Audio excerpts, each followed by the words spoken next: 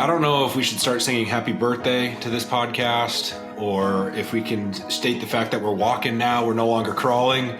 But happy 1 year, dude. This is episode number 52. Been at this for a full year. And so the bamboo banger of this episode is just a recap of what we learned, our favorite episodes, and all the things that's happened in the last 12 months since we launched. It's crazy. It's absolutely crazy that we've hit this 1 year mark. Yeah. Happy anniversary, bro. This is longer than a number of relationships that I've had in the past. This podcast.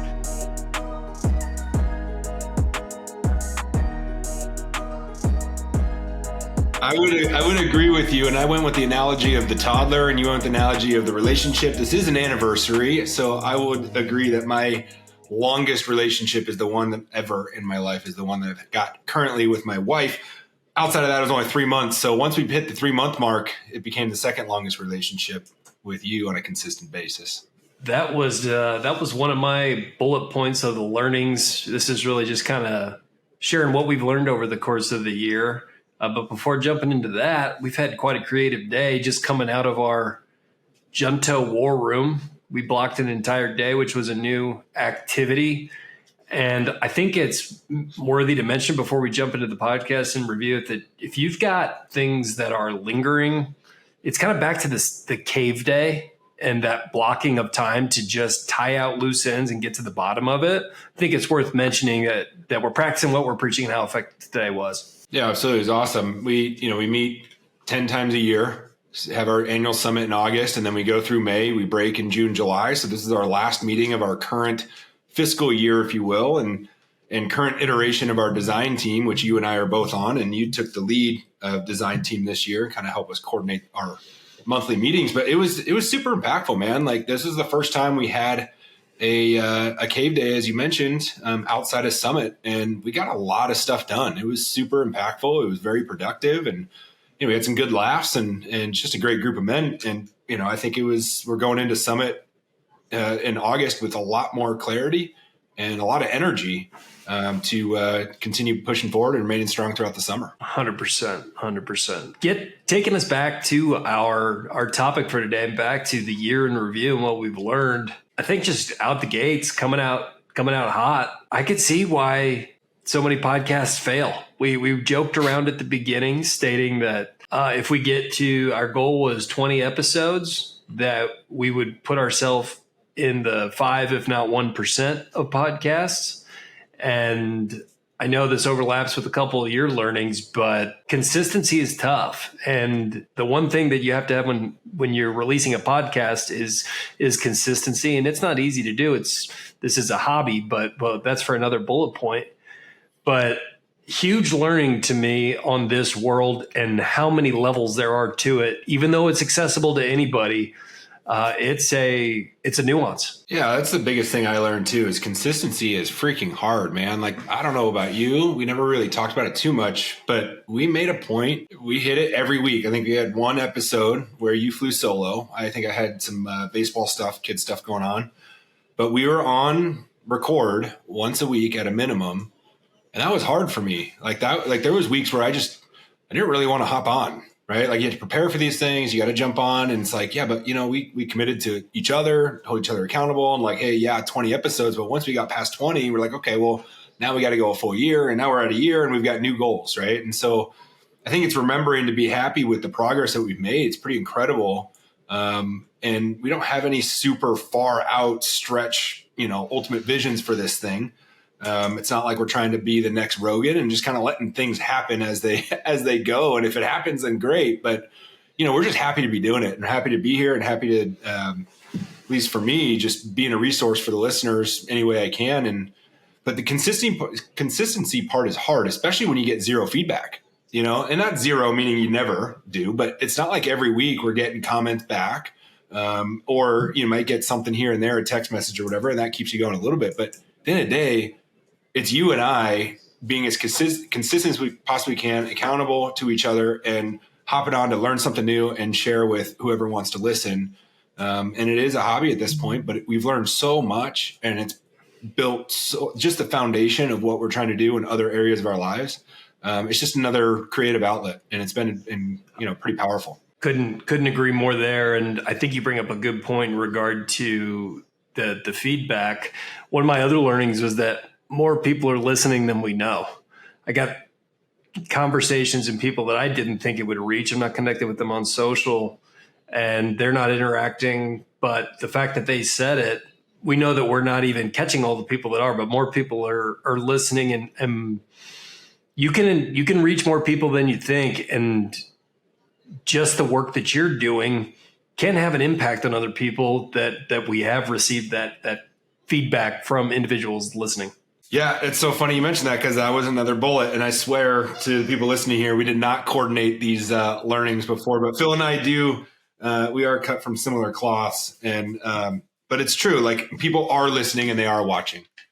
And you can tell when, just randomly you see somebody that you know and they're like, hey, man, I just really appreciate the videos and the stuff that you're putting out there. And you're like, I didn't even know you were listening. And especially on social media, if you're posting clips or whatever, and they're not giving you all the likes or whatever, like, don't worry about the likes and don't worry about all the things like that. People are seeing things that you're putting out there. And if you're passionate about it and it brings purpose to your life and it's bringing value to others, that's the drive and that's what keeps you going. But it can be challenging and you go through that head trash. And sorry, my dog just ran in here squeaking a freaking bunny. So I don't know if you can hear that in the background. Dogs are welcome on the SuccessFlow podcast. That's how we roll. So back to my train of thought here is keeping the momentum and just keeping things going, even when you don't know if anyone's listening. They're always listening. They're always watching you. If you're putting yourself out there, they're always watching, they're always listening, and they're always going to have opinions, mostly to themselves, but hopefully they're positive. And more often than not, from my perspective, they've been positive. Absolutely. So that I don't steal your thunder now, why don't you throw out one of your learnings that we haven't covered yet? Well, it actually was talking about when you put yourself out there, how scary that can be. This podcast is obviously a part of my overall mission of getting out there more. But this was one of the first big steps of having visibility, right? Because I was doing the email newsletter. I was doing a lot of writing, but that was like behind the scenes. My name was on there, but this is a visual and audio platform to where you're putting yourself out there and you're talking for 30 minutes an episode and you're sharing your thoughts and your opinions and whatever goes through your mind, your ideologies, your philosophies, everything. And that can be scary, right? You don't know how people are going to react. And so I think that was one of the neatest things that I learned is like, who cares? At the end of the day, it's all about building your tribe and building that community and your rallying cry for those that you're trying to serve. And those are the ones that will follow along and enjoy what you're putting out there. And the ones that won't will just get off the train and move on. And that's okay. And being okay with that. So I think that was one of the biggest things that I learned was leveraging this podcast as a medium to put myself out there and share that story. And as it evolves and as you grow and just kind of growing in public, if you will, because a lot of the work that I'm doing now was not even remotely on the radar less than 2 years ago. And so I think that's what's really neat. It's been a really big growth journey for me, and leveraging this podcast was a huge way to do that. I know I had the hesitations different from you just with my day job. And it was, it's been so well received and people reaching out about it with positive feedback. It was fantastic. And I also realized that the microphone's a great icebreaker for business calls. Yeah.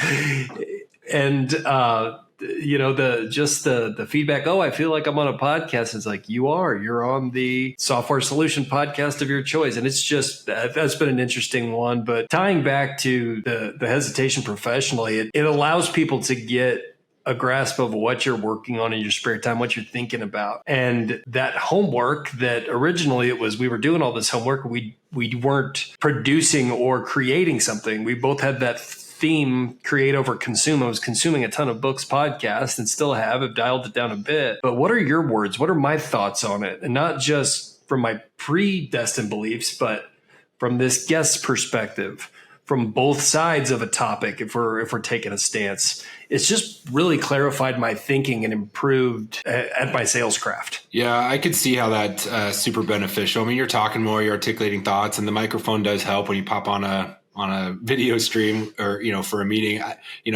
I I typically have this Blue Yeti down below, so it's not on here, but the headphones get popped on and whatnot, and especially the background. People are asking questions like, what is that and whatever. But it's fun, man. I think it's, at the end of the day, a lot of the things that you learn and you put yourself out there. And I could see your stance on like, what's the fear of my, my employer and the people around me, and what are they going to think? Because this is just a personal driven passion, creative outlet. Right. And it's becoming, it's becoming very fun, and a lot of other things are being created out of it for sure, but it doesn't change the fact of who you are at your core, what you do at your core.